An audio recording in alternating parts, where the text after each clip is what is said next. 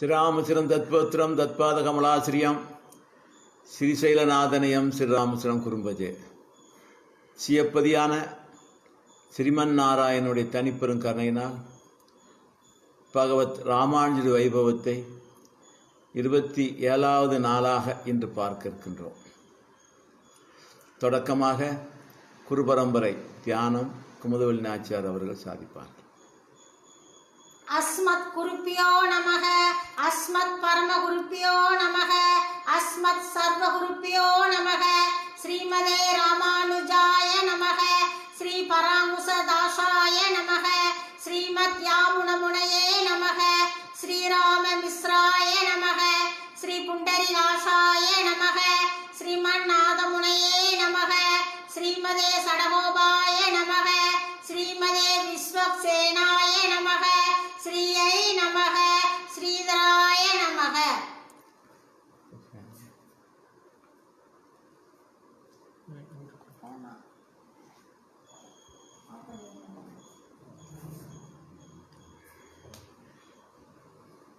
ஸ்ரீயப்பதியான ஸ்ரீமன் நாராயணனுடைய தனிப்பெரும் கிருபையினால் பகவத் ராமானுஜருடைய வைபவத்தை 27வது நாளாக இன்று பார்க்க இருக்கின்றோம். நேற்றைய தினத்தில் மேல்கோட்டை திருநாராயணபுரத்தில் கல்யாண தீர்த்தங்கரையில் ராமானுஜர் எழுந்தல் இருக்கிற பொழுது மற்றொன்றில்லா மாருதி சிறியாண்டானும் அம்மங்கி அம்பாள் என்று சொல்லக்கூடிய சாமியும் திருவரங்கத்தில் நடந்த வைபவங்களெல்லாம் அறிந்து கொண்டு, குறிப்பாக பெரிய நம்பி சாமிகளுக்கும் கோரத்தாழ்வானுக்கும் கொடுமையில் செய்த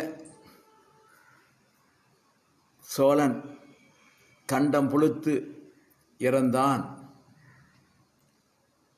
கிருமி கண்ட சோழன் இறந்தான் என்ற செய்தியை கேள்விப்பட்டது மட்டுமில்லாமல் கங்கை கொண்ட சோழபுரத்துக்கே சென்று அதை பார்த்துவிட்டு அவர்கள் மேல்கோட்டைக்கு வருகிறார்கள். பகவத் ராமானுஜர் அந்த கல்யாண தீர்த்த கட்டத்தில் காலையில் அனுஷ்டானத்தை முடித்து கொண்டு நிற்கிற பொழுது அவர்கள் வந்து சேர்கிறார்கள்.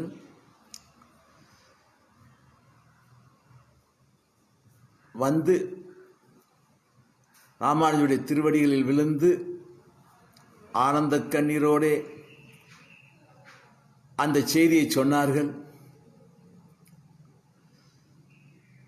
பெரிய நம்பி சாமிகளுக்கும் குரத்தாழ்வானுக்கும் கொடுமை செய்த மன்னன் இறந்து போனான் என்ற செய்தியை சொல்கிறார்கள்.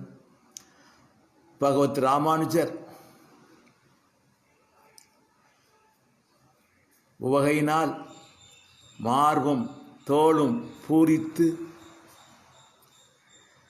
கண்களில் ஆனந்த கண்ணீர் வடிய தம்முடைய திருவடிகளில் வீழ்ந்து கிடக்கும் அவர்களை தூக்கி தாம் மார்போடு அணைத்து கொண்டு அந்த சந்தோஷத்தினால் இப்பேற்பட்ட கர்ணாமிர்தமான எம்முடைய காதுக்கு அமிர்தமான விசேஷத்தை கொண்டு வந்த உங்களுக்கு கறக்க சிறக்க செயலாவது துவயம் ஒழிய மற்றில்லை என்று சொல்லி துவய மந்திரத்தையே குருபரம்பரையோடு கூடி அருளி செய்து அதன் அர்த்தத்தை அவருக்கு உபதேசம் செய்தார்கள். அப்படியே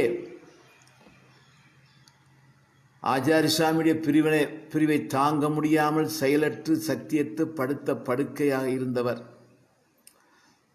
அம்மங்கி அம்பாள்னு சொல்லக்கூடிய சுவாமிகள் ராமானுஜரை பார்க்க போகிறோம் என்று சொன்ன உடனேயே எழுந்திருந்தார்கள், நடந்தார்கள், வேகமாக வந்தார்கள். சக்தி பெற்று வந்து ராமானுஜரை சேவித்தார்கள். அவரையும் பார்த்து எம்முடைய பிரிவில் சக்தியற்று படுத்த படுக்கையாக இருந்த நீர் ஆச்சாரியன் மீது விசுவாசம் எப்படி இருக்க வேண்டும் என்பதை காட்டினீர். உமக்கும் ஈடணையற்ற ஒன்றை தரலாம் என்று நினைக்கிறோம், அது துவயம் ஒளிந்து வேறு எதுவும் இல்லை என்று அவர்களுக்கும் குருபரம்பரையோடு கூடிய துவயத்தையே அர்த்தத்தோடு அருளி செய்தார்கள் என்று பார்த்தோம். அப்படியே எல்லோருக்கும் சந்தோஷம். 12 வருஷத்துக்கு பிறகு இந்த செய்தி. உடனே பகவத் ராமானுஜர் சொன்னார், கல்யாண தீர்த்தம் என்றதுக்கு பெயர் பொருத்தமாயிற்று. ஏனென்றால் மங்களகரமான நினைவுகள் இங்கே உண்டாகின்றன. மங்களகரமான வார்த்தைகளை கேள்விப்படுகிறோம், மங்களகரமான செயல்கள் நடைபெறுகின்றன. அதனால் கல்யாண தீர்த்தம் என்பது பொருத்தமாக இருக்கிறது என்று சொல்லிவிட்டு அங்கே நரசிம்ம பெருமாள் சன்னதி குன்றின் மேல் எழுந்தள்ளிருக்கிறார். அந்த சன்னதிக்கு எல்லோரும் சென்றார்கள். அந்த நரசிம்ம பெருமாளை பகவத் ராமானுஜர் பகவத் அபச்சாரம் பாகவத் அபச்சாரத்தையே தேக யாத்திரையாக செய்து வந்த ஹிரண்யனை சம்ஹாரம் செய்து பிரகலாதனை ரட்சித்த நரசிம்ம பெருமாளே, இன்றைக்கு பெரிய நம்பி சாமிகளுக்கும் கூரத்தாழ்வானுக்கும் மகா கொடுமை விளைவித்த அந்த கிருமிகண்ட சோழனை சம்ஹாரம் செய்து எல்லாரையும் ரட்சித்தீர். உமக்கு பல்லாண்டு பல்லாண்டு பல்லாயிரத்தாண்டு பல கோடி 100,000 அல்லாண்ட திந்தோள் மணிவண்ணா உன் சேவடி செவி திருக்காப்பு அடியோமோடு நின்னோடும் பிரிவின்றி 1000 பல்லாண்டு வடிவானின் வளமாறு வாழ்கின்ற மங்கையும் பல்லாண்டு வடிவார் சோதி வளத்துடன் சுராளியும் பல்லாண்டே படைப்போர் புக்கு முழங்கம் பாஞ்சு சன்னியும் பல்லாண்டே என்று பல்லாண்டு செவித்து அடியேங்கள் திருவரங்கம் செல்ல இருக்கின்றோம், விடை கொடுத்து அருள்வீராக என்று பிரார்த்தனை செய்ய நரசிம்ம பெருமாளும் நாம் இருக்கிறோம் இங்கு, இனி திருநாராயணபுரம் சேமமாக இருக்கும், திருவரங்கம் சென்று வாரும் என்று அவரும் வழி அனுப்பினார்கள். அப்படியே புறப்பட்டு திருநாராயண பெருமாள் முன்பாக வந்து நிற்கிறார்கள். திருநாராயண பெருமாளுக்கு பகவத் ராமானுஜரை பிரிவதற்கு மனசில்லை. இவ்வளவு காலம் புற்றுக்குள்ளே இருந்தார். ராமானுஜர் வந்த பிறகுதான் வெளியே வந்தார். வெளியே வந்து 12 வருஷம் ஆயிருக்கு. இவர் புறப்படுகிறாரே, ராமானுஜர் புறப்படுகிறாரே என்று திருநாராயண பெருமாளுக்கே வருத்தம். ராமானுஜர் வந்து நிற்கிறார். ராமானுஜருக்கும் பேசுவதற்கு அவர் மீது கொண்ட எல்லை காண முடியாத பாசத்தினால் பேச முடியவில்லை, நின்று கொண்டே இருக்கிறார். திருநாராயண பெருமாளும் பகவத் ராமானுஜர் திருவாய் மொழியாக என்ன கூறப்போகிறார் என்று உற்று கவனித்துக் கொண்டிருக்கிறார். உடனே பிரிவு. இந்த பகவத் ராமானுஜரை இப்பொழுது பிரிய போகிறோமே, புற்றுக்குள்ளேயே இருந்திருக்கலாமோ என்று நினைக்க பல்லாண்டு பல்லாண்டு பல்லாயிரத்தாண்டு பல கோடி 100,000 அல்லாண்ட திந்தோள் மணிவண்ணா உன் சேவடி செவி திருக்காப்புன்னு திருப்பல்லாண்டு பாடி மங்களாசாசனம் பண்ணினார். உன் பிரிய போகிறமே, அடியோமோடும் நின்னோடும் பிரிவின்றி 1000 பல்லாண்டு பழிச்சுட்டார்.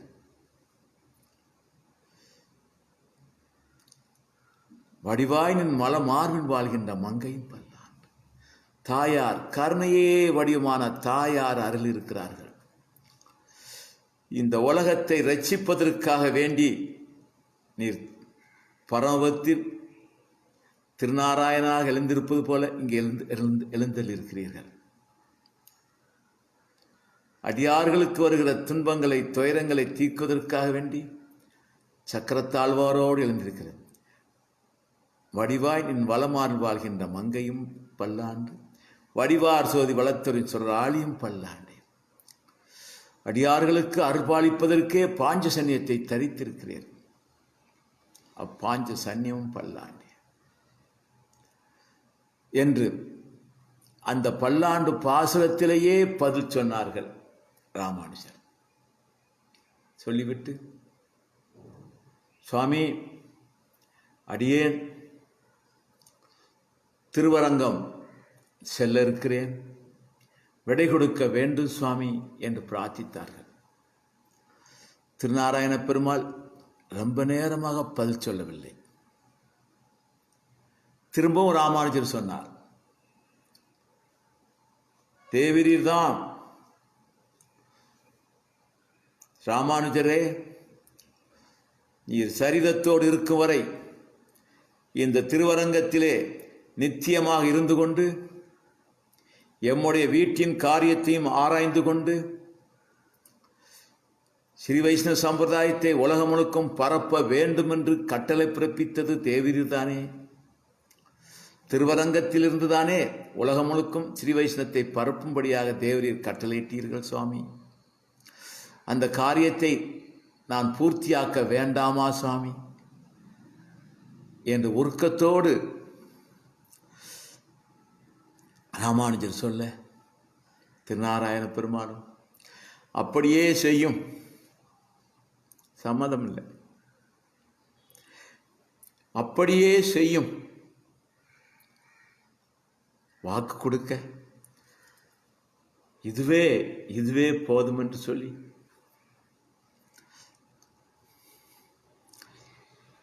கண்ணீர் மல்க அதற்கு மேல் நிற்க முடியாமல் திருநாராயண பெருமாள் சன்னதியை விட்டு வெளியே வந்தார்கள். சிஷ்யர்கள் அங்கெல்லாம் இருக்கிறார்கள். அவர்களை பார்த்து சொன்னார்கள்,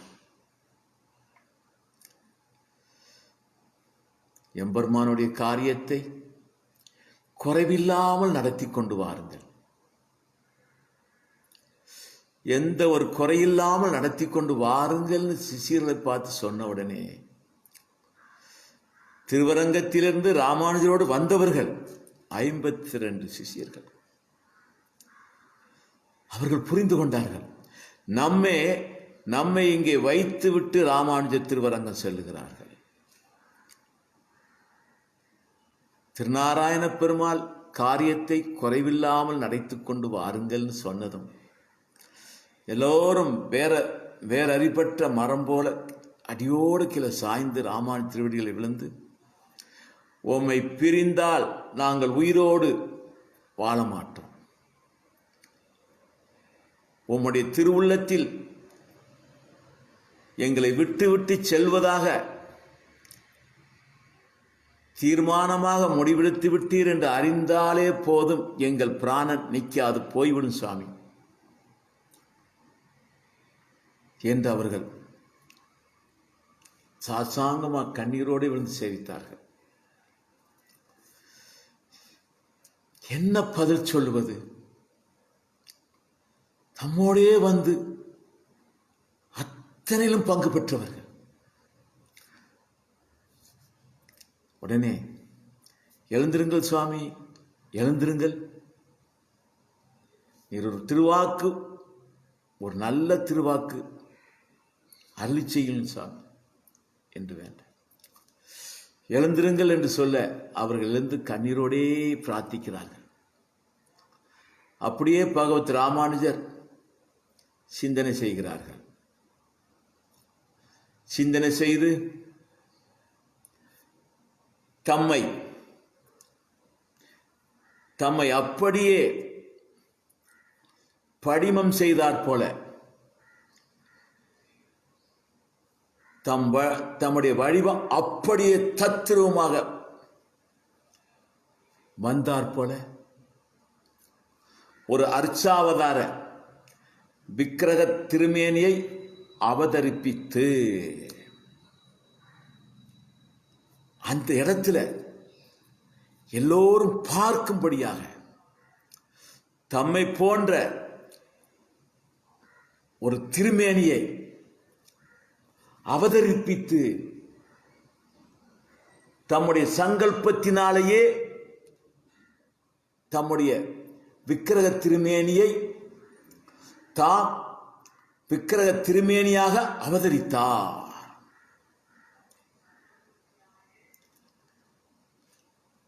அந்த விக்கிரக திருமேனியை தம் மார்போடு வைத்துக் கொண்டு அதுக்கு விசேஷமான பரிபூர்ணமான சக்தியை உண்டு பண்ணினார். உண்டு பண்ணி, முதலிகளே உங்களோடு நாம் இருப்போம், உங்களோடே நாம் இருப்போம்,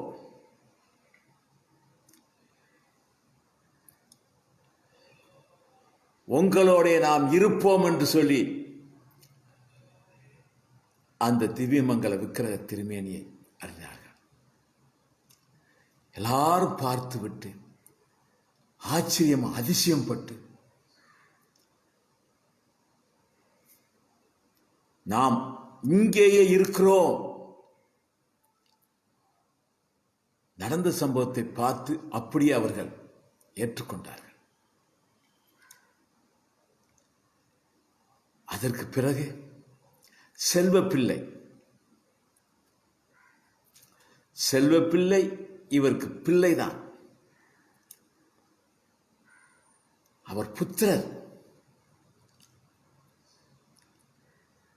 பாசத்திலே இருப்பார். செல்வப்பிள்ளை பார்க்கும்போது ராமானுஜர், அவரும் பிதா பாசத்திலே இருப்பார்.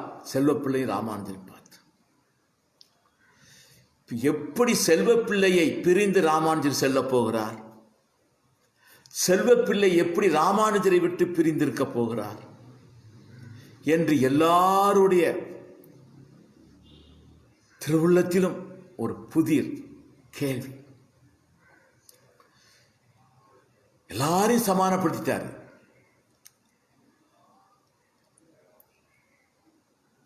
டெல்லியிலிருந்து கொண்டு வந்த சமாதானப்படுத்துவது கண் கலங்கினார் ராமானுஜர். செல்வப்பிள்ளை அருகில் செல்கிற பொழுதே ராமானுஜருடைய திருக்கண்களில் கண்ணீர் கொட்டிச்சது.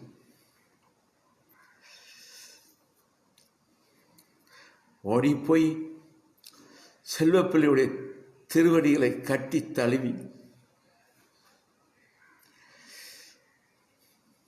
பாசம் பொறுக்க முடியாமல்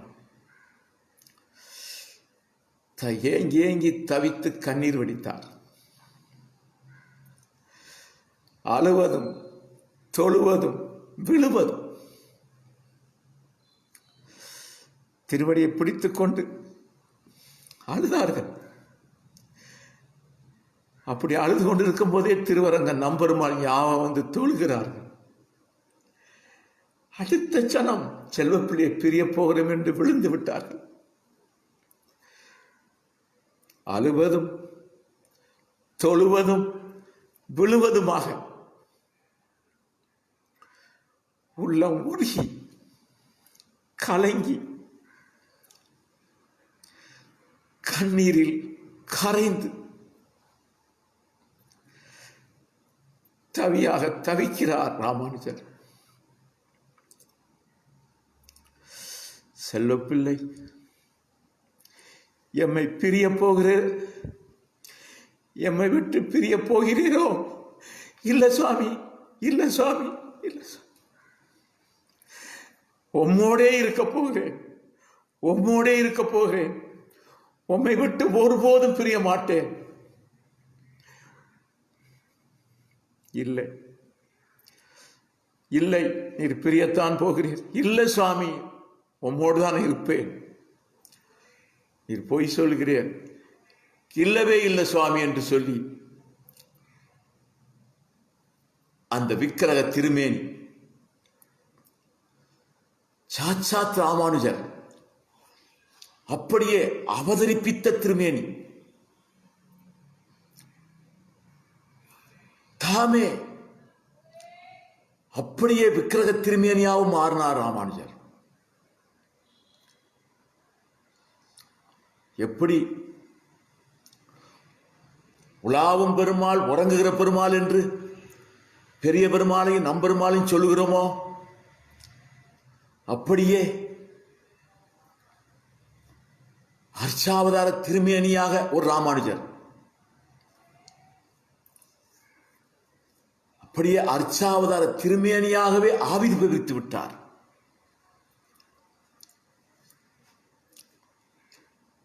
அப்படி விக்கிரமாக அவதரித்த அந்த ராமானுஜருடைய அந்த திவ்யமங்கல திருமேனியை செல்லப்பிள்ளையுடைய திருவடியில் ஏறச் செய்தார். இப்போ பகவத் ராமானுஜரே அப்படியே அந்த திவ்யமங்கல திருமேனியாகவே வடிவெடுத்த அது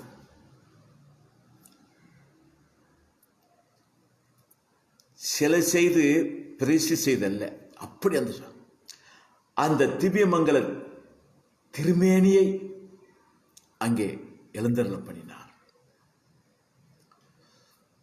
இப்போ ராமானுஜர் அப்படியே புரியும்படி சொல்வதா இருந்தார், ஆதிசேஷனுடைய விபவ அவதாரமாக, ஆதிசேஷனுடைய விபவ அவதாரமாக பேசுகின்ற நடமாடுகின்ற ராமானுஜர் ஒரு அவதாரம். அதே ஆதிசேஷனே விக்கிரக திருமேனியாக, ராமானுஜராக, அர்ச்சாவதார திருமேனியாக ஒரு அவதாரம். அதுக்கு பிறகு செல்வ பிள்ளை பிரிய மாட்டோம் என்று 52 பேர்களுக்கு சொன்னது, இங்கே செல்வ பிள்ளைக்கு அத்தான் சொன்னார். செல்வ பிள்ளை சாந்தமானார். ஆனா இவர் சாந்தமாகல, அப்படியே செவித்துக் கொண்டே கண்ணீரோடே வெளியே வந்தார். அங்கிருந்த சுவாமிகளை பார்த்து, செல்வ பிள்ளை கிணத்தாங்கரை கைப்பிள்ளை, அவரை பேணி பாதுகாத்துக் கொள்ளுங்கள். சன்னதி கைங்கரியம் ஒருபோதும் தடைபடக்கூடாது. லட்சணமா மேலும் மேலும் பெருகணும். உங்களுக்குள் அந்யோன்யமாகவே இருக்கணும். நீங்கள் இப்பொழுது எப்படி ஒருவருக்கொருவர் அந்யோன்யமாக, ஒருவருக்கொருவர் கைங்கரியபரராக, அகங்காரம் என்பது துளியும் இல்லாமல் எப்படி இருக்கிறீர்களோ அதே மாதிரி இந்த அந்யோன்யத்தோடு கூடியவர்களாக கைங்கரியபரர்களாகவே இருந்து கொண்டு திருநாராயண பெருமாளையும் செல்வ பெருமாளையும் நரசிம்ம பெருமாளையும் பேணணும். இங்க வரக்கூடிய தேசாந்திரிகளை பேண வேணும். இங்க இருக்கக்கூடிய ஸ்ரீ வைஷ்ணவர்களை பேண வேணும். இங்கே இருப்பது, இங்கே நித்தியவாசம் செய்கின்றவர்கள் எல்லாம் பரமதம் செல்வார்கள். ஆச்சாரியருடைய கைங்கரியத்தை பூர்த்தியாக முழுமையாக செய்தவர்கள் ஆவார் என்று அவர்களுக்கு நல்வாக்கு கொடுத்துவிட்டு அங்கிருந்து புறப்படுகிறார்கள். புத்திரபாசம் திருநாராயணபுரத்தை நோக்கி இழுக்கிறது. நம்பெருமாள் திருவரங்கத்தை நோக்கி இழுக்கிறார். ரெண்டுக்கும் மத்தியில் ராமானுஜர் தாம் அவதாரம் எடுத்த பணி, எதற்காக வேண்டி ஸ்ரீமன் நாராயணன் தன்னை, ஆதிசேஷனாகிய தன்னை இந்த உலகத்துக்கு அனுப்பினாரோ அந்த பணிகளை இன்னும் குறையும் பூர்த்தி பண்ண வேண்டிய காரியங்கள் இருக்கிறது. தமக்கு பிறகு இந்த சம்பிரதாயத்தை வழிநடத்துவதற்கான காரியங்களை நிர்ணயித்து நியமிக்க வேண்டிய பொறுப்பு நிறைய இருக்கிறது. சகல ஆத்மாக்களையும் ஸ்ரீ வைஷ்ணவர்களை ஆக்க வேண்டிய பொறுப்பு இருக்கிறது. அதை நினைத்து திருநாராயணபுரத்தை விட்டு புறப்படுகிறார். திருநாராயணபுரத்தில் இருக்கக்கூடிய மரம், செடி, கொடிகள் கூட ராமானுஜருடைய பாசத்துக்கு உட்பட்டது. அங்க இருக்கக்கூடிய பாறைகள் கூட ராமானுஜருக்கு உட்பட்டது. அங்க இருக்கக்கூடிய பறவைகள், விலங்குகள் கூட ராமானுஜர் அபிமானத்தை பெற்றது.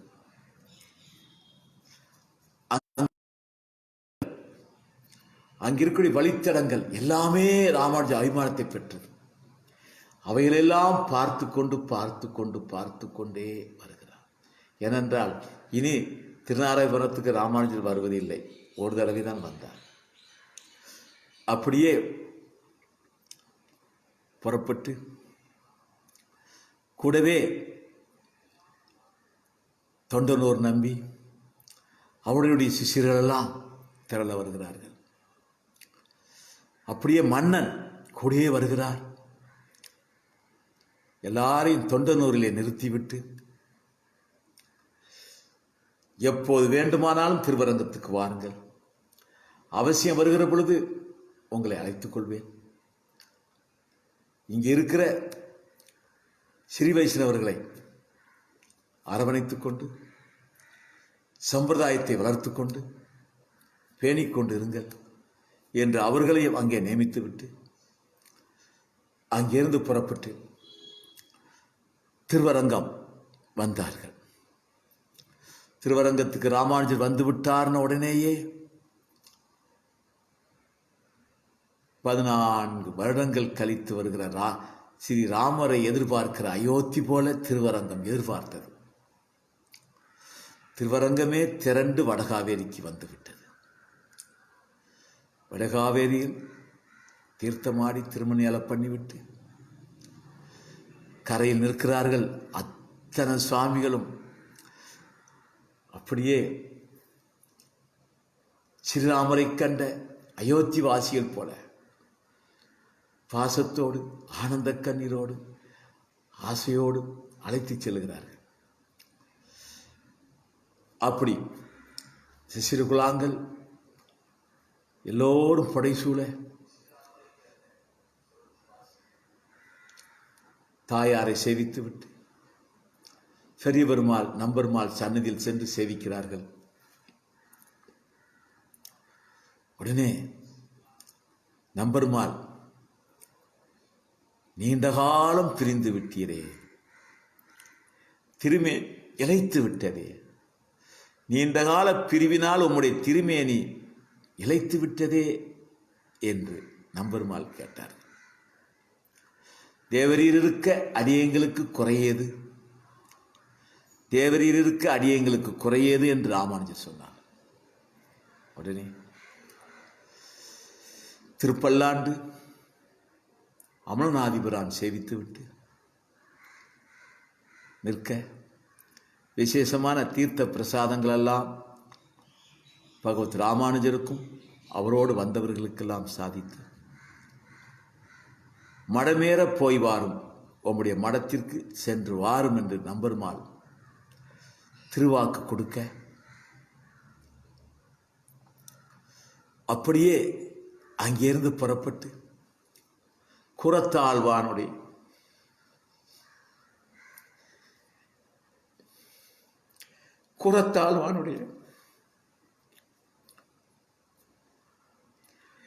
திருமாலியை நோக்கி ராமானுஜர் புறப்படுகிறார்.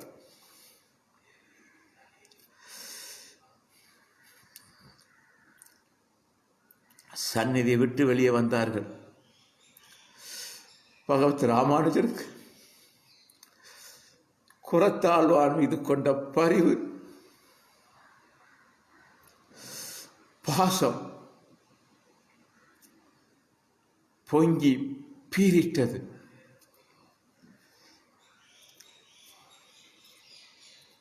ஆழ்வான் ஆழ்வான் ஆழ்வான் ஆழ்வான் சொல் கண்ணீர் பெருக்கெடுக்க நடப்பதற்கும் சக்தியற்றவராய் கைத்தாங்கலாக முதலியாண்டான் சாமி ஒரு பக்கம், கிடாம்பி ஆச்சான் சாமி ஒரு பக்கமாக ராமானுஜரை பிடித்துக் கொள்ள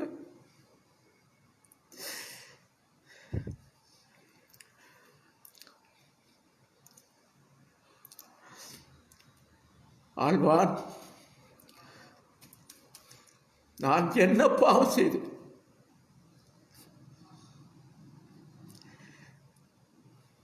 நான் என்ன பாவம் செய்தேன்?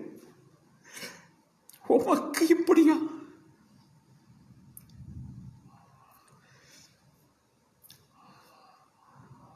அப்படியே பெரிய நம்பி சாமி ஞாபகம் வந்தது. மகாபூர்ணரே, எம்மை ஆட்கொண்டவரே, என்னை உயிர்ப்பதற்காக வேண்டும் படாத பாடுபட்டவரே,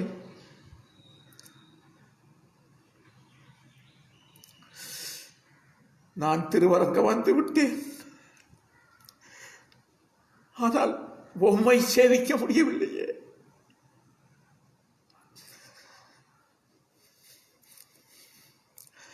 என்று பெரிய நம்பி சாமியுடைய ஆச்சார சாமியுடைய அபிமானம் பொங்க இந்த திருமாலிக்கு சென்று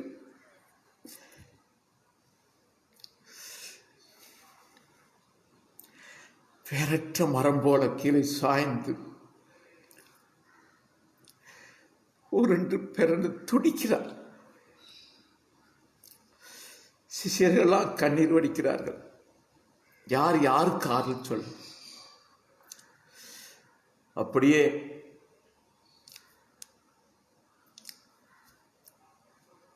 அத்துலாய் நாச்சியார்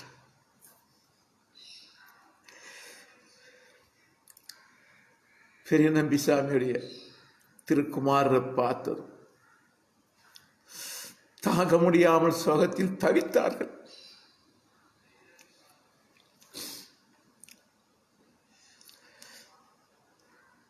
அங்கிருந்து புறப்பட்டு குரத்தாழ்வான் திருமாலிக்கு வந்தார். ராமானுஜர் வந்து விட்டார் என்று அறிந்தவுடனே குரத்தாழ்வான் அங்கிருந்து அவரும் தம்முடைய ஆச்சாரி சாமியை சேவிப்பதற்காக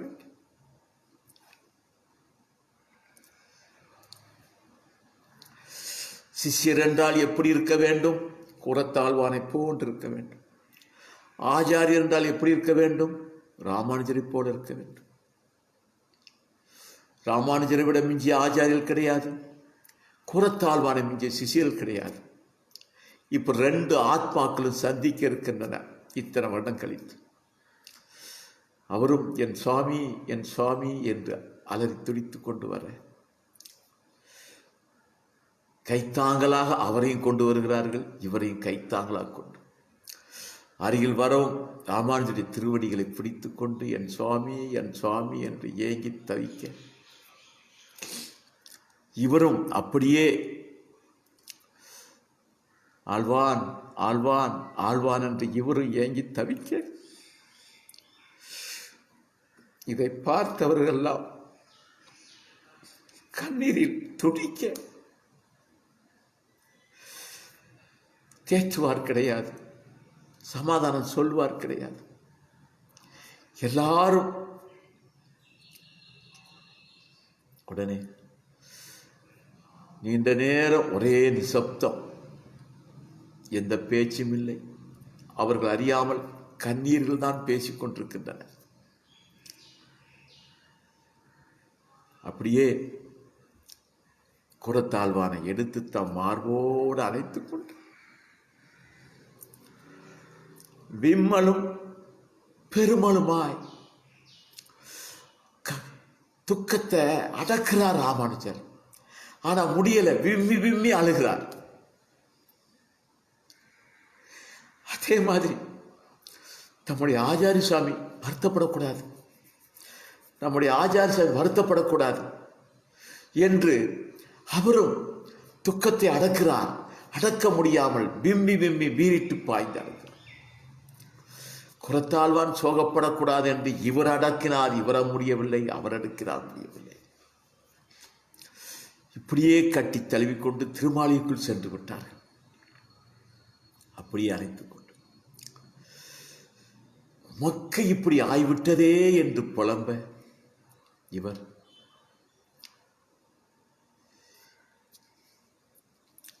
என்ன சொல்லுவார்? ஏதாவது ஒரு அடியார் திருமண் சாதித்திருக்க, இந்த அடியாருடைய திருமண் கோணலாயிருக்கிறதே என்று ஒரு அபச்சாரப்பட்டிருப்பேன் சுவாமி. ஒரு அடியாருடைய திருமண் காப்பை பார்த்து இவர் கோணலாக இட்டிருப்பேனோ என்று ஒரு பாகத அபச்சாரம் பட்டிருப்பேன் சுவாமி. அதனால் தான் சுவாமி அப்படிங்கிறார். அந்த இடத்துல கூட பாகவத அபச்சாரத்தினுடைய தன்மையை சுட்டி காட்டுகிறார் குரத்தாழ்வான். உமக்கு அந்த அபச்சாரம் கிடையாது, உமக்கு ஒருபோதும் கிடையாது. நான் செய்த துஷ்கர்மம், என்னுடைய பாவகர்மாதான் உம்மை இப்படி பார்க்க செய்து விட்டது என்று அவர் இவரை தேற்ற, இவர் அவர் தேற்ற. எல்லாரும் சேர்ந்து சுவாமி, பெரிய நம்பி சுவாமிகளைத்தான் சேவிக்க முடியாமல் போய்விட்டோம், உங்கள் இருவரையும் சேவிக்கிற பாக்கியம் எங்களுக்கு கிடைத்திருக்கு சுவாமி, இதுவே எங்களுக்கு போதும் சுவாமி என்று அவர்களும் கண்ணீரோடு பிரார்த்தனை பண்ண. அப்படியே தம்முடைய மடத்துக்கு சென்று அத்தை பொழுது எல்லா திருவரங்கத்தில் இருந்தவரெல்லாம் ராமானுஜரை பார்க்க வந்து விட்டார்கள். அவரவர்களுக்கெல்லாம் தகுந்த வார்த்தைகளை சொல்லி சமாதானப்படுத்தினார்கள். மறுநாள் குரத்தாழ்வான் திருமாளிகைக்கே ராமானுஜர் திரும்ப வந்து விட்டார். ஆழ்வான், உமக்கு திருக்கண்கள் திரும்ப வந்தாகன ஆழ்வான், உம்முடைய திருக்கண்கள் திரும்ப வந்து ஆகன ஆழ்வான் என்று ராமானுஜர் சொல்ல, சுவாமி அடியனுக்கு வேண்டாம், இந்த கொடுலோகத்தை பார்க்க வேண்டாம், அப்படி சொல்லக்கூடாது, உமக்கு பார்வை வந்தாகும். அதனால பிரார்த்தனை செய்தால் அந்த பிரார்த்தனையை அப்படியே நிறைவேற்றுகிறவன் வரதராஜன், பேரருளாளன். அவனை குறித்து ஒரு சபம், ஒரு துதிமொழி, ஒரு தோத்திரம் நூல் அருள் செய்வீராக. அதன் மூலம் அவனை சந்தோஷப்படுத்தி நாம் பெற்றுவிடலாம் என்று சொல்ல, இவர் பலமுறை வற்புறுத்த சாமியுடைய, ஆச்சாரிய சாமியுடைய அந்த ஆணை கட்டுப்பட்டு சரி என்று சொல்லி அன்றைக்கே வரதராஜ சபத்தை பாடத் தொடங்கினார். ஒரே நாளில், ஒரே சமயத்தில், ஏக ஆசனத்தில் பூர்த்தி செய்தார். பூர்த்தி செய்துவிட்டு குரத்தாழ்வாரே பிரார்த்தனை பண்ணுகிறார். எம்பெருமானே, உம்முடைய தரிசனம் பரமபதத்தில் எப்படி எழுந்தல் இருக்கிறீரோ அந்த திவ்யமான தரிசனம் அடியனுக்கு எப்பொழுதும் காட்சி அளித்துக் கொண்டே இருக்க வேண்டும். அப்படிப்பட்ட அபராகிருதமான திவ்யமான நேத்திரத்தை அடியனுக்கு பிரசாதித்தார்ல வேணும் சுவாமின்னு பிரார்த்தனை பண்ணார். எப்பொழுது எனக்கு நீர் பரமபதத்தில் திருமாமணி மண்டபத்தில் அடியார் குழாங்களோடு ஆதிசேஷன் மீது ஸ்ரீதேவி தாயார், பூதேவி தாயார், நிலாதேவி தாயார் சமேதமாக எழுந்திருக்கக்கூடிய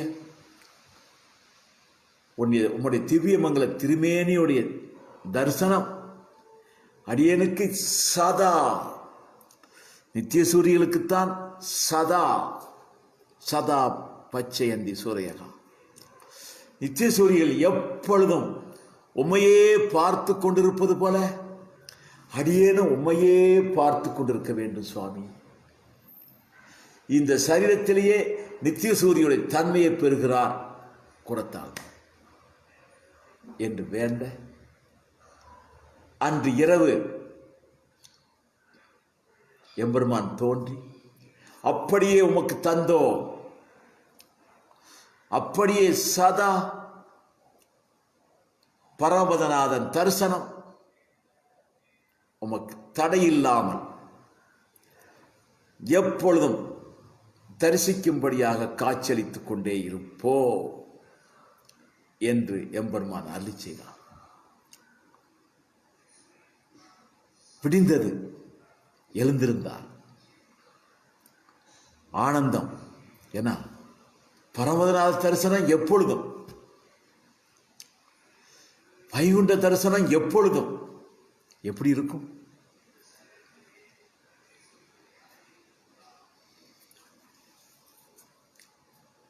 மறுநாள் காலையில் பகவத் ராமானுஜர் தங்கியிருக்க திருமணத்துக்கு சென்றார்கள். ராமானுஜர் சேவித்தார். சுவாமி, நீர் சாதித்த வண்ணம், நீ அருளி செய்த வண்ணம் வைகுண்ட சபத்தை பூர்த்தியாக்கிவிட்டேன். பூர்த்தியாக்கிவிட்டு ஒரு விண்ணப்பம் செய்தேன். அதாவது எம்பெருமான் பரமபதத்தில் எழுந்திருக்கக்கூடிய அந்த திவ்யமான தரிசனம் சதா எப்பொழுதும் அரியன் தரிசிக்கும்படியான திவ்யமங்கலமான நேத்திரமே, திருக்கண்களே எனக்கு வேண்டும் என்று நான் பிரார்த்தித்தேன். அன்று இரவு எம்பெருமான் கனவில் வந்து, நீர் பிரார்த்தித்த வண்ணமே உமக்கு நாம் அருள் பாலித்தோம், நீர் விரும்பிய வண்ணமே உமக்கு நாம் அருள் பாலித்தோம் என்று சொல்லிவிட்டார் சுவாமி. பெற்றுவிட்டேன் சுவாமி, திவ்யமான நேத்திரத்தை பெற்றுவிட்டேன் சுவாமி என்று சொன்னார்கள். ராமானுஜர் அப்படி இல்லை, உம்முடைய இந்த கண்கள் பார்க்க மீண்டும் உம்முடைய இந்த திருக்கண்கள் பார்வை பெறணும். அதைத்தான் நீர் கேட்க வேண்டும், அதைத்தான் நீர் பெற வேண்டும் என்று நீர் வாரும் என்று காஞ்சிபுரத்துக்கே அழைத்து கொண்டு வந்து விட்டார்கள்.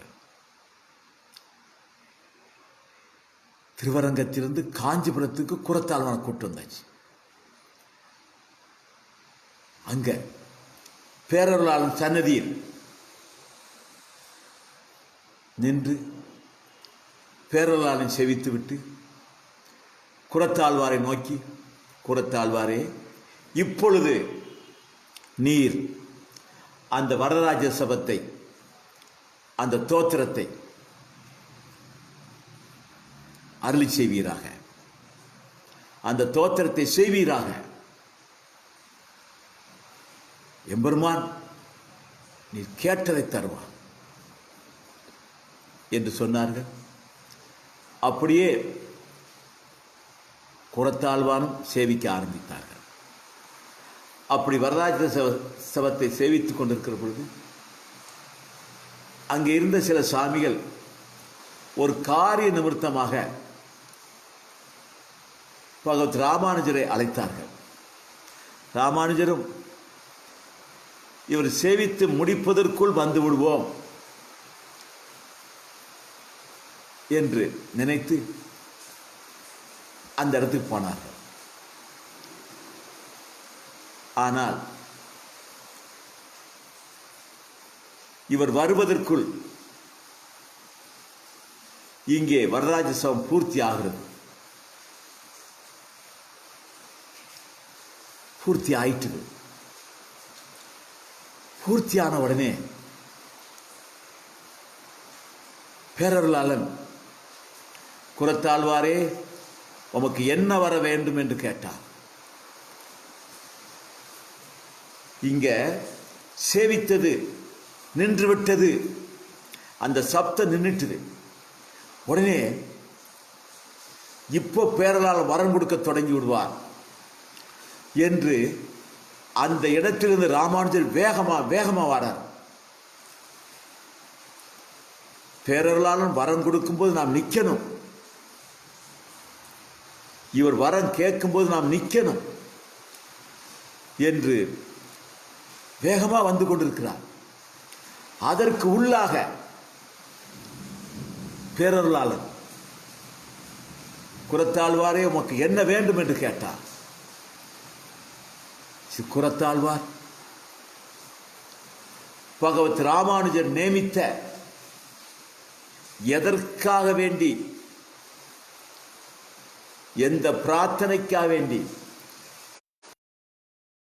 திருக்கண்கள் மீண்டும் பார்வை பெற வேண்டும் என்பதற்காக வேண்டிதான் இந்த பிரார்த்தனை. அதற்காக வேண்டிதான் திருவரங்கத்திலிருந்து காஞ்சிபுரம் வந்திருக்கிறார்கள். ஆனால் குரத்தாழ்வான் அதை கேட்கவில்லை. தாம் பார்வை பெற வேண்டும், தாம் மீண்டும் பார்வை பெற வேண்டும் என்று பகவத் ராமானுஜர் விரும்பியதை கேட்கல. கேட்டார், சுவாமி, நான் பெற்ற பேரு நாளூரானும் பெற வேண்டும் சுவாமி.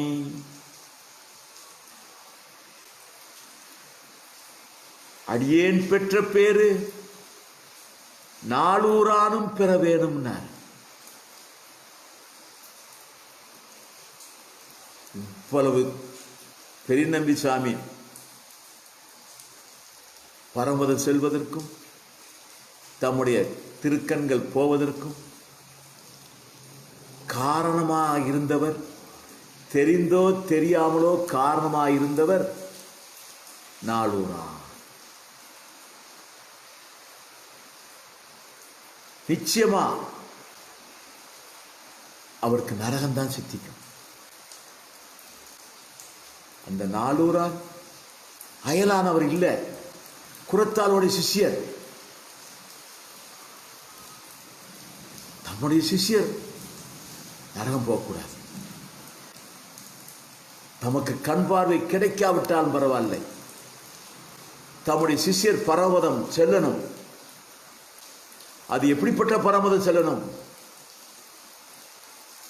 சிசுபாலாதிகளை, சிசுபாலன் போன்றவர்களுக்கும் சர்வேஸ்வரன் பரமதம் கொடுத்தான். எப்படி கொடுத்தான்?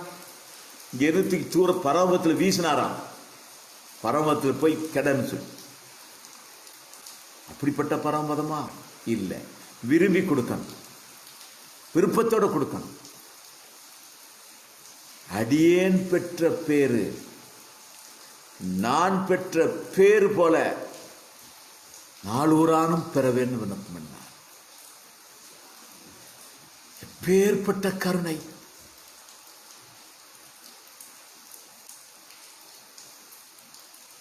கேட்கவும் அப்படியே தந்தோம், அப்படியே தந்தோம் என்று பேரலான் வாக்கு கொடுத்து விட்டார். வாக்கு கொடுத்து முடியவும் ராமானுஜர் வந்தார். இந்த வார்த்தைகள் எல்லாம் ராமானுஜர் திருச்செவியில் பற்றுது. உடனே பேரருளானை பார்த்து, வரதராஜ பெருமாளே, நீ சர்வஜர், உமக்கு எல்லாம் தெரியும். திருவரங்கத்திலிருந்து காஞ்சிபுரத்துக்கு நாங்கள் எதற்காக வேண்டி வந்தோம் என்பது உமக்கு தெரியும். என்ன நோக்கத்துக்கு வந்தோம் என்பது உமக்கு தெரியும். அடியனுடைய திருவுள்ளத்தில் இருப்பதை நிறைவேற்றவில்லையே சுவாமி. அடியனுடைய திருவுள்ள என்ன? குரத்தாழ்வான் மீண்டும் திருக்கண்களை பெற வேண்டும் என்பதுதானே. அது உமக்கு தெரியுமில்லவா? இது சர்விக்கராச்ச, சர்வசக்தராச்ச, உமக்கு தெரியுமல்லவா? அடியனுடைய பிரார்த்தனையை உமக்கு தெரியுமல்லவா? அதை செய்யலையே நீரு, அதை செய்யலையே நீரு என்று வரராஜ பெருமாளை பார்த்து பகவத் ராமானுஜர் மிகுந்த வருத்தத்தோடு கண்ணீர் சொட்ட கேட்டுவிட்டு, குரத்தாழ்வாரே,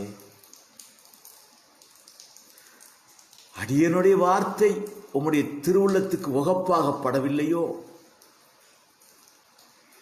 அடியனுடைய விருப்பம் உம்முடைய திருவுள்ளத்துக்கு உகப்பாக தென்படவில்லையோ, உமக்காக அல்லாவிட்டாலும் எமக்காக வேண்டியாவது கேட்டிருக்கலாம் அல்லவா?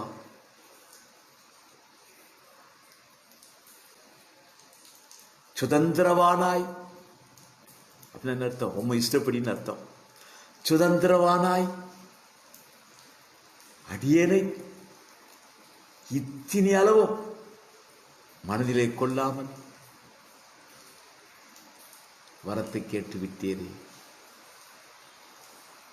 இனி என் செய்ய, இனி என்ன செய்ய என்று அப்படியே ராமானுஜர் தவித்தார்கள். இவருடைய தவிப்பை பார்த்து பேரருளால் எம்பெருமான்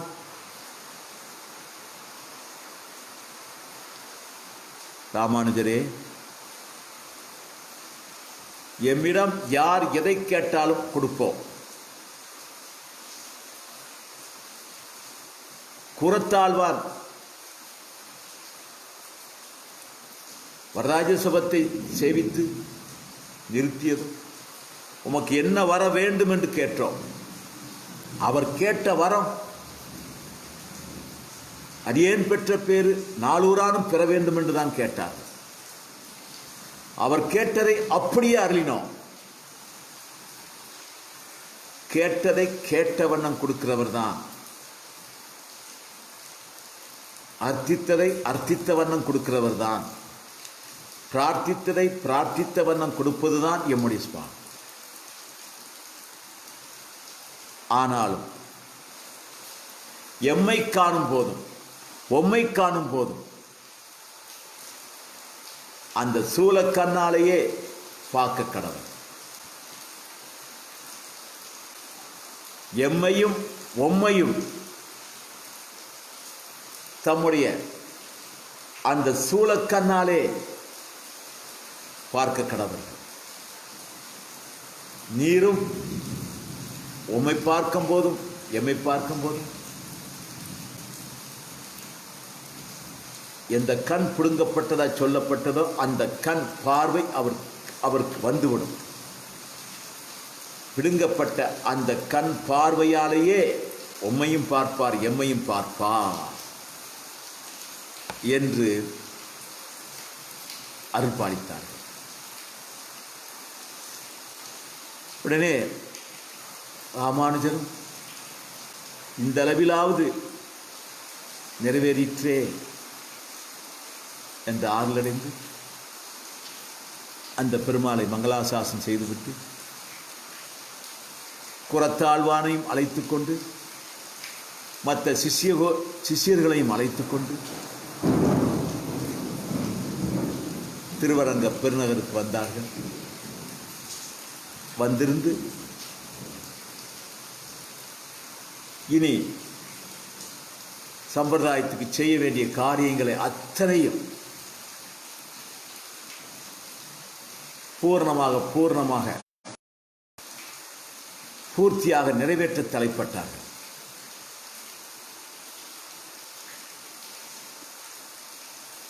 அப்படி இருக்கிற பொழுது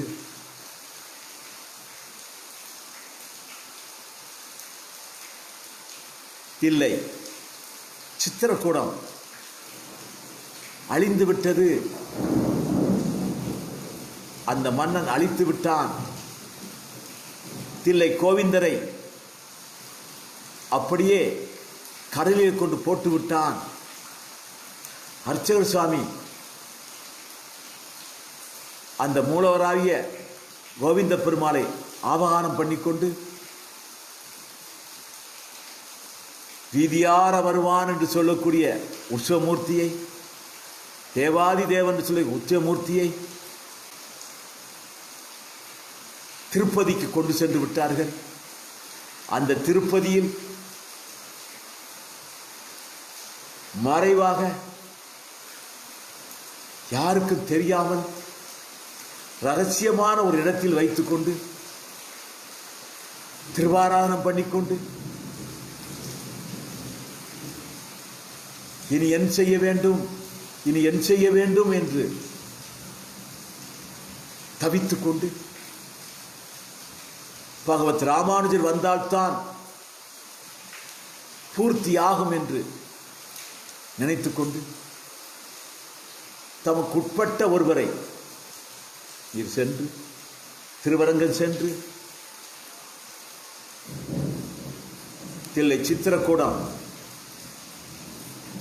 கண்ணு மகரிஷிக்கு அருள்பாலித்த கோவிந்தராஜர், திருமங்கையாழ்வார் மங்களாசாசனம் செய்த அந்த தில்லை சித்திரக்கூடம், குலசேகர ஆழ்வாருடைய அபிமானத்தை பெற்ற தில்லை சித்திரக்கூடம் அழியக்கூடாது, பிரகாசிக்கணும் என்று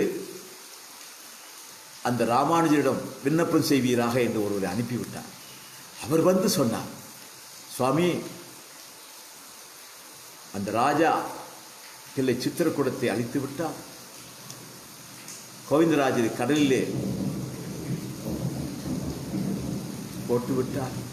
ஆனால் அந்த சுவாமி மட்டும் அவரை ஆவாகனம் பண்ணி உற்சவமூர்த்தியோடு திருப்பதிக்கு சென்று யாருடைய கண்களும் தெரியாமல் மறைவாக அவருக்கு பூஜை செய்து கொண்டிருக்கிறார்.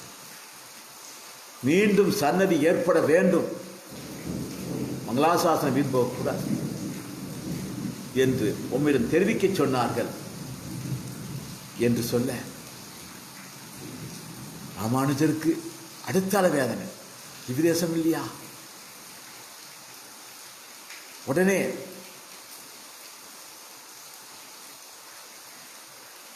தில்லை சித்திரக்கூடம் மீண்டும் வரும்.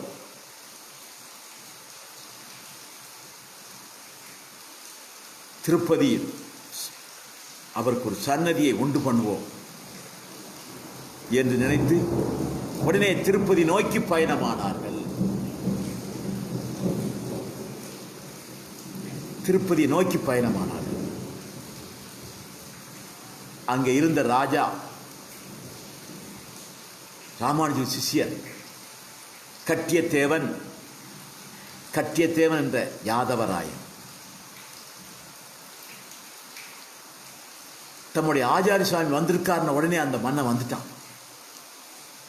வந்து என்ன சுவாமி செய்யன்னு பிரார்த்தித்தான். உடனே ராமானுஜர் அந்த தில்லையிலிருந்து கொண்டு வரப்பட்ட அந்த உற்சவ திருமேனி அந்த சுவாமி இருக்கிற இடத்துக்கு சென்று சேவித்துவிட்டு இங்கேயே ஒரு கோவிந்தராஜர் சன்னதியை உண்டு பண்ண வேண்டும் என்று கட்டளையிட்டார். அப்படியே கீழ்த்திருப்பதியில் கோவிந்தராஜர் சன்னதி ராமானுஜர் உத்தரவு கிணங்க அந்த மன்னன் சிறப்பாக செய்து அந்த கோவிந்தராஜரை போல இங்கே ஒரு கோவிந்தராஜரை எழுந்தருள பண்ணினார். அந்த தில்லை சித்திரக்கூடத்து அந்த கோவிந்தராஜ பெருமானுடைய உற்சவ திருமேனியை வீதியார வருவானை, அவர் பேர் என்ன அற்புதமான பேர் பாருங்க. அந்த பெருமாளையும் அங்கே பிரதிஷ்டை பண்ணி ஆண்டாள் சந்நிதியும் அங்கே உற்பத்தி பண்ணி எல்லா மேல் திருவேங்கடமுடையானுக்கு என்னென்ன பூஜைகள் என்னென்ன திருவிழாக்கள் எத்தனை உண்டு அத்தனையும் இவருக்கு நடக்க வேண்டும் என்று கட்டளையிட்டார். இருவரும் ஒருவர்தான். மலை மேல் இருக்கக்கூடிய திருவேங்கடமுடையானும் கீழ்த்திருப்பில் இருக்கக்கூடிய கோவிந்தராஜரும் ஒருவர்தான். இவரும் பிரார்த்தித்த வண்ணம் பிரார்த்தனை நிறைவேற்றுவார், அவரும் நிறைவேற்றுவார். அவர் இவரை கோவிந்தராஜரை தமக்கு அண்ணாவாக கருதுவார் என்று வாக்கு கொடுத்தார். அது பலிக்கிற விதமாகவே ஒரு சம்பவம் நடந்தது. காசி மன்னனுக்கு குழந்தை இல்லை. அங்கிருந்த சோதிடர்களால் சொன்னார்கள், திருவேங்கடம் சென்று ஏழுமலையானிடம் பிரார்த்தனை பண்ணினால் மகாராணிக்கு புத்திர பாக்கியம் உண்டுன்னு சொல்லி. உடனே காசி மன்னன் அங்கே வந்துட்டார். வந்து தங்கி இருக்கிற பொழுது திருவேங்கடமுடையான் ராணியுடைய கனவிலே சென்று, ராணியே, மகாராணியே, உமக்கு புத்திர பாக்கியம் தருகின்றோம். ஆனால்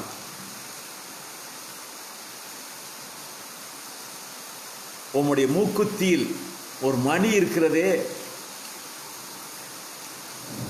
அந்த மணியை எமக்கு நீங்கள் சமர்ப்பிக்க வேணும் என்று சொன்னார். உடனே அந்த மகாராணி சொன்னாங்க, நானா சமர்ப்பிக்க முடியாது, என்னுடைய பர்த்தாவாகிய ராஜா சம்மதித்தால் நான் சமர்ப்பிப்பேன் என்று சொன்னார். உடனே திருவேங்கடமுடையான் சொன்னான், நானாக உமக்கு குழந்தை கொடுக்க முடியாது, என்னுடைய அண்ணா, என் மூத்த சகோதரன் கீழ்த்திருப்பதில் எழுந்திருக்கூடிய கோவிந்தராஜ பெருமாள் சம்மதித்தால் உமக்கு குழந்தை கொடுப்பேன் அப்படின்னாரு. அப்போ கீழ்த்திருப்பதில் இருக்கக்கூடிய கோவிந்தராஜ பெருமாளை திருவேங்கடமுடையார் என்னுடைய சகோதரர் சம்மதித்தால் உமக்கு குழந்தை வரம் கொடுப்பேன் என்று சொன்னார்கள். அந்த பிரகாரம் அவர்களும் கோவிந்தராஜரும் திருவேங்கடமுடையானுக்கு அந்த அம்மாவுக்கு குழந்தை பேற்றை கொடுப்படி சொன்னார்கள். நடந்தது.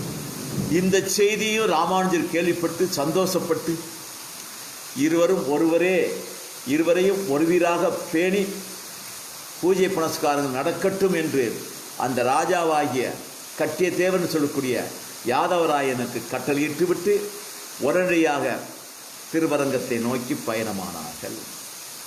என்ற அளவிலே இன்றைய காலட்சேபத்தை நிறைவு செய்கிறோம்.